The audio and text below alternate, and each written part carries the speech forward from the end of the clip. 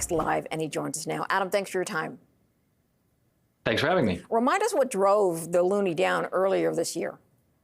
Well, I mean, it's obviously the threat of tariffs, and there's a lot of global growth concerns as well, some domestic concerns in Canada, but by and large, it's the tariff story, and hopefully we'll get a little bit of clarity on that next week.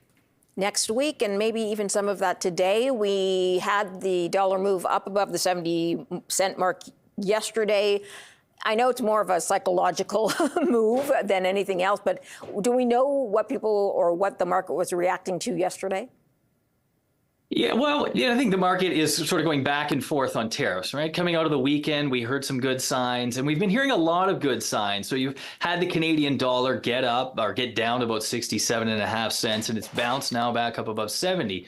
And the market has been telling you, okay, this isn't going to be as bad as we thought. And they're seeing some reports about that. On the weekend, there was one about Canada will be at the lowest rate of tariffs. Trump himself saying Canada's done a lot on fentanyl. So happy with that progress. So kind of teeing up an off-ramp there. Today, we had a report saying that VAT taxes or something like Canada's HST won't be considered or will barely be considered in setting tariff rates. So everything's kind of lining up for some good news for Canada. And I think the market is starting to lean into that as much as it can in regards to anything to do with Trump and his unpredictability. Okay, so we have some confusion around the auto sector. The Canadian auto sector got the reprieve for a month.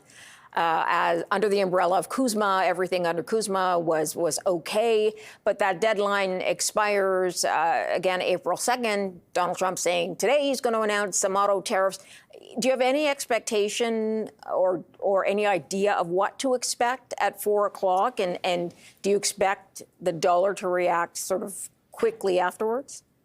Yeah, the details on all the reporting we've seen have been pretty scant, but there was one detail that came out in a report saying that auto parts would be excluded or were likely to be excluded because everything can always change.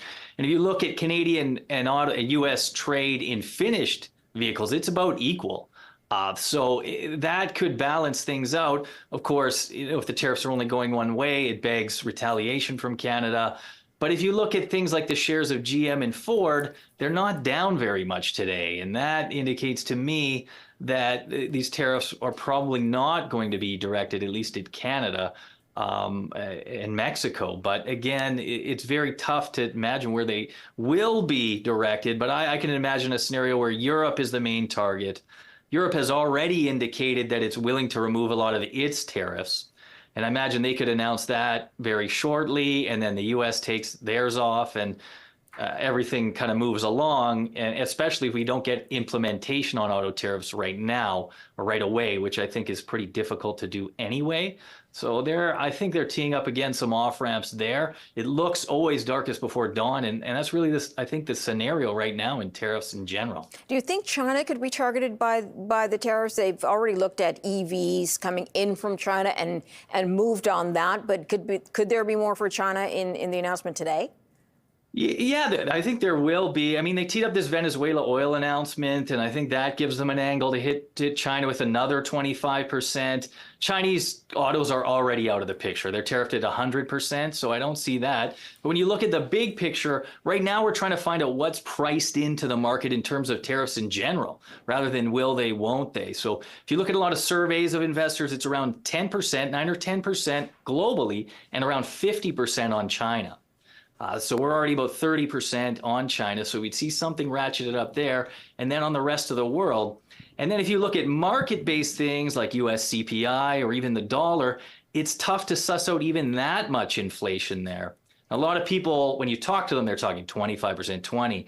I think these numbers are going to be 10, sub 10, or even sub 5 on somewhere like Canada, because reciprocally, Canada, that would be the best thing, true reciprocal tariffs, because on a trade-weighted basis, Canadian tariffs on U.S. goods are about 1.1%. So it's really negligible.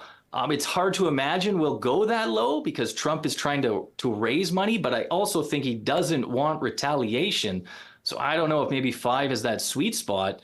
But it is really, really tough to game out. And a lot of people are going through these same sort of machinations in their head. And I think ultimately you get to the conclusion, we just have to wait and see. Yeah.